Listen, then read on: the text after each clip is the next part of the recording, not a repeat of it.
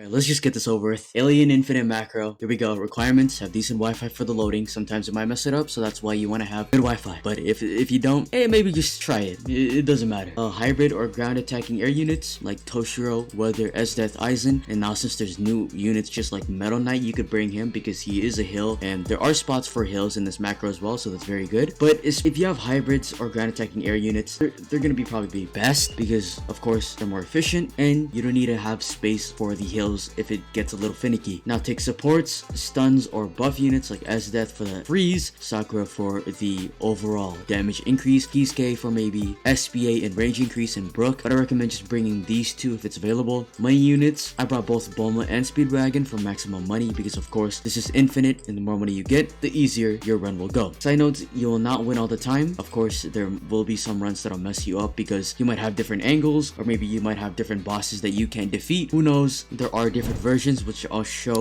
the other version at the end, but I'll show my most favorite one first. And I forgot to get rid of this part, but I am no longer doing contracts. Thank God they moved on from these contract grindy thingies and moved on to the actual infinites, which is what the game started with. Thank the Lord. But let me go ahead and start off with this macro right here. So as you can see, when you first get it, by the way, you need Tiny Task. I already said this multiple times. If you've seen my videos, you need Tiny Task. Now you could make your loadout or the way your game is organized just like this. Have it in the corner for maximum speed, but honestly that might be taking it too far. Just click join once you have your macro ready. But set up the macro, find a video on it, and then once that's done, start recording, click join, and then load in the game. Once you're loaded in the game, as you can see right here, I'm clicking a couple times near the middle because of course you want to claim your dailies so it doesn't get in the way and so you get the rewards as well. Click play a couple times just in case you didn't load in fast enough. Move forwards, move to the side, into the machine, and start clicking again just in case you didn't collect that daily already. Once you do that, click on the very top of the scroll wheel. Don't actually use your scroll wheel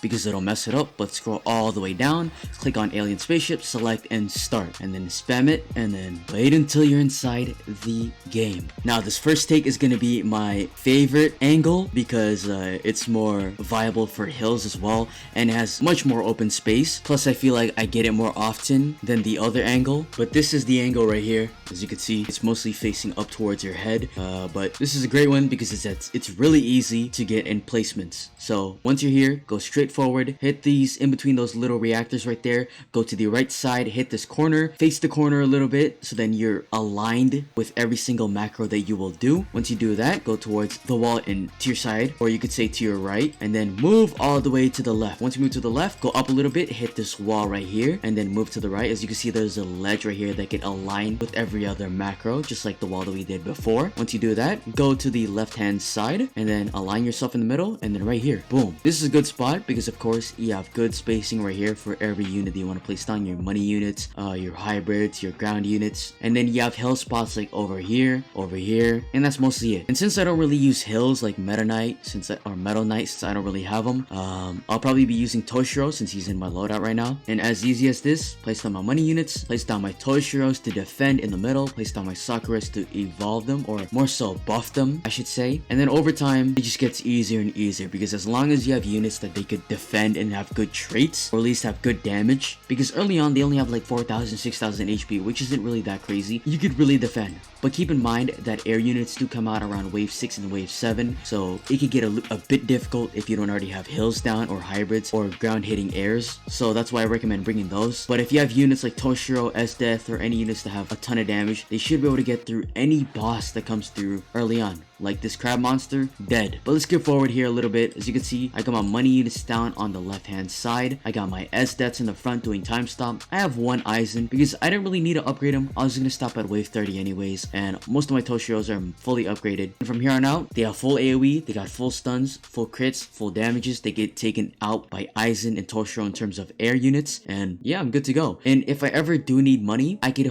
sell these speedwagons, and then boom, easy money for the taken. Around wave 33, that's the point where you should have already killed the boss that spawned, so you could go ahead and start selling. As you can see right here, I sold everything and just wait until all the units pass and end your game. Of course, it's gonna take a while since this map is pretty gigantic, so I recommend starting at the front. That's why I did this macro in this certain spot since it's pretty big and there's hill spots as well. But once you're completed, go ahead and click a couple times. Click in this section because that's where the next button will be, so you could collect your rewards. And then once you do that for around 10 to 15 seconds, click the the exit button a couple times, and then end the macro. This of course will give you portals, they'll give you the power cells that you'll need for evolving, so it's just an overall useful macro for this update specifically. Plus it gives you gems and EXP, but there, click it a couple times and end the macro. 26 minutes, but worth it. Okay, so the other side of the story is this way, so what you want to do is of course walk backwards. You're gonna go up to this little ramp, go to the left hand side, hold it down, move forwards a little bit so you can have your flat sided onto the wall. Once you're there, go into the corner a little bit more, then go straight ahead, go to this right here, go through all of this right here, go to the left a little bit, hit this corner, go back down, go to the right, go down, hit this wall, go down, boom, perfect spot. You have hill spots right here, and you could even adjust yourself even more if you're a hill main. But let me go ahead and show you guys what my setup would be. Alright, so this is what my setup looks like right here, and I know it's very chaotic. It might not look similar to yours if you're doing this route of the macro, but basically I have my S-Deaths right here doing the stuns. I have my potions in the front because of course they're one of my first units that I actually place down to defend. Very easy to place, do a ton of damage. And then I have Eisens on the bottom since there's still space down here. It's very useful. They have huge AoE. Of course, you're gonna use them later on for airs if you really don't have like things like Toshiro. But if you have a unit that's basically on the hill, as you can see over here, there's still enough space to place them. Very viable, very easy. I do recommend the other macro because of course it's more open to even placing it there compared to this. Look how slim the opening is, but still very usable. And you wouldn't even need to go that far. As I said earlier, you only need to go up until like 25 to 30 waves, so you could probably defend up until then. Yeah, that's it. Good luck grinding, good luck macroing, and